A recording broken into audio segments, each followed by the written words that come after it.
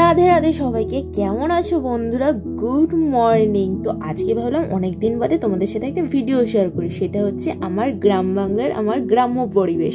তো সকালবেলায় ঘুম থেকে উঠে দেখি, দেখো বিলুরা বসে আছে। কিন্তু আমাদের পোষা বিড়াল একদমই না, এটা কিন্তু পালতু বিড়াল, আমাদের পুরো পোষা মতনই হয়ে গেছে। ও আবার বাচ্চা দিয়েছে, তাই খেতে এসেছিল, খিদে পেয়েছিল। মিনি ও 3খানা বাচ্চা দিয়েছে। ওর আবার দুটো নাম আছে, একটা হচ্ছে বিল্লু রানী, একটা হচ্ছে মিনি। দুটোতেই কিন্তু সাড়া দেয়। তারপরে চলে গেছিলাম আমি লেবু নিতে। আর যা গরম পড়ছে, আর গাছের দেখো অনেক পরিমাণে লেবু হচ্ছে। তোমরা যদি কেউ নিতে চাও তাহলে অবশ্যই নিতে আসতে পারো, কোনো অসুবিধা নেই। গাছ ভর্তি হয়ে লেবু হয়ে রয়েছে। তো ভাবলাম, এখনও কিন্তু সেরকমভাবে রস হয়নি, কারণ এই লেবুগুলো অনেকটাই সাইজে বড় বড় হয়, যেগুলোকে বলে কাগজে লেবু। এটা হচ্ছে হাইব্রিড কাগজি লেবু, একদম ছোট ছোট পুচকে পুচকে হয় না, অনেকটা যেমন কমলা লেবু হয় সেরকম সাইজের হয়, এতটাই বড়।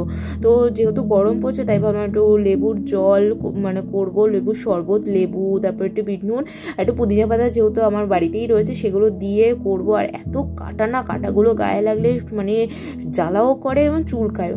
তো লেবুগুলো পাড়া হয়ে গেছে। লেবু পাড়ার পরে তারপরে কি মনে হলো একটু বাগানের দিকে যাব, কারণ বাগানের দিকটা তাকিয়ে এত শান্তি লাগছিল।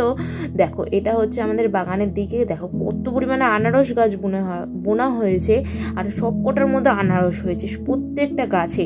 তোমরাও যদি বাড়িতে এরকম আনারসের সেই মাথাটা আছে না, মাথাটা কেটে যদি বুনে নাও তাহলেও কিন্তু এরকম গাছ হয়ে যাবে। আমাদের কিন্তু পুরো একদম চারি সাইডে কিন্তু ভর্তি। এটা হচ্ছে আমাদের বাগানের দিক। তো বাগানের মধ্যে দেখো, এটা সে আমাদের কারখানার পেছনের দিকটা। তো তোমরা হচ্ছে এটা কি গাছ বলো তো, কি গাছ দেখাচ্ছে এটা? দেখো, বলে না ন্যাড়া বেলতলা একবারই যায়। দেখো বেলতলা গাছটা কিন্তু পুরো ন্যাড়া, নতুন পাতা গজাচ্ছে, কিন্তু বেল ভর্তিও। দেখো চারি সাইড দিয়ে, দেখো পুরো চারি সাইড দিয়ে হচ্ছে ওই আনারস গাছে ভর্তি। এখানেও আনারস হয়েছে, চারি সাইড দিয়ে আনারস গাছে ভর্তি। আর এটা কি শাক বলো তো, কে বলতে পারবে এটা কি শাক? গরমে হয়তো ওদের কষ্ট পেয়ে ওরা নিতেই গেছে অবশ্য, কিন্তু এটা কি শাক এটা কিন্তু কমেন্টে অবশ্যই বলবে। আর কার কার এই শাকটা খেতে খুব ভালো লাগে। লোকে কিন্তু বাজারে জাস্ট 4-5টা আটি যেগুলোকে বলে, সেই আটি কিনে খায়, তাও 5 টাকা করে নেয় বা 10 টাকা করে নেয়। আর আমরা সেটা বিনা পয়সায় খেতে পারি, যেহেতু আমরা গ্রামে থাকি। গ্রামে থাকার কত সুবিধা দেখেছো? আর এটা দেখো কত ভোটকা লঙ্কা, পুরো আমার মতন একদম জবরদস্ত লঙ্কা। আমাদের বাড়ির লঙ্কা ঠিক আমাদের মতনই দেখতে, বুঝেছো তো? খাতা পিতে ঘাড়কা আর কি, একদম খাবার দাবার খেয়ে একদম মোটে সোটো হয়ে গেছে। এই লঙ্কাগুলো কিন্তু খেলে খুব ঝাল লাগে, কালো লঙ্কাগুলো। আর এই দেখো কেমন ট্যাংট্যাঙা একটা পেঁপে গাছে কতগুলো হচ্ছে পেঁপে হয়েছে। আর দেখো আনারসগুলো দেখেছো, চারি সাইডে কিন্তু আনারস গাছে ভর্তি, সব কটা গাছে আনারস হয়েছে, প্রত্যেকটা গাছে আনারস হয়েছে। এটা কি বলতো, এটা হচ্ছে সুপুরি গাছের থেকে পড়েছে। আর এটা কি বলতো, এটা হচ্ছে আম। আমাদের বাড়িতে কিন্তু অনেক গাছ রয়েছে, আর আগেও আরও অনেক গাছ ছিল, সেই গাছগুলো কেটে ফেলা হয়েছে।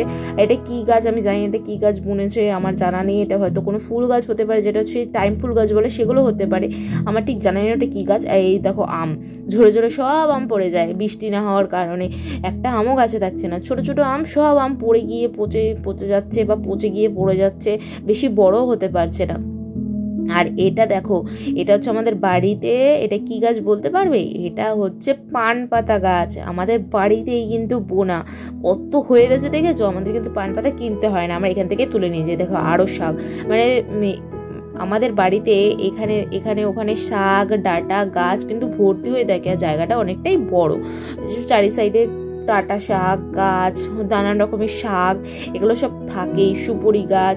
তারপরে এটা কি গাছ বলো তো, কে বলতে পারবে? এটা হচ্ছে তরমুজ গাছ। তরমুজ গাছ দেখতে গিয়ে আমি একটা অমৃত জিনিস পেয়ে গেছি, অমৃত জিনিস। এটা কি বলো তো, এটা হচ্ছে ভিঙ্গরাজ গাছ। কে কে জানো? যে জানো সে কিন্তু কমেন্টে অবশ্যই বলো। আর দেখো একটা তরমুজ মনে হচ্ছে হবে, তরমুজ বা ফ্রুটি, এই দুটোর মধ্যে যে কোনো একটা গাছ হবে।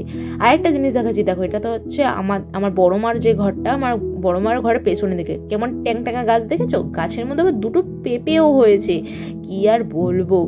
আর এটা হচ্ছে আমাদের বাড়ির পাশে পিয়ারা গাছটার পেয়ারাগুলো তোমাদের কি বলবো, খেতে এত টেস্ট, ভেতরে এক ফোঁটাও বীজ পাবে না জানো, কিন্তু খেতে এত টেস্ট না আর কি বলবো।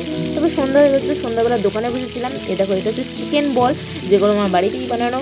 আমি তোমাদের জন্য এত সুন্দর সুন্দর রেসিপি আনি, তাই ভাবলাম একটা দোকানে খুলে নিই, তাই আমি দোকানে খুলে নিয়েছি। দোকানটা কিন্তু মানে সবাই খেয়ে কিন্তু দুর্দান্ত প্রশংসা করছে। আর এগুলো হচ্ছে চিকেন বল, চিকেন বলের সাইজ, এগুলো হচ্ছে 5 টাকা করে। তোমরা যদি কেউ খেতে চাও তাহলে আমি লোকেশনটা শেয়ার করে দেবো, তোমরা গুগলে সার্চ মেরে চলে আসতে পারো। এখানে কিন্তু স্পাইরাল পটেটোও পাওয়া যায়। একজন কাস্টমার এসেছে, তাকে দেওয়া হচ্ছে।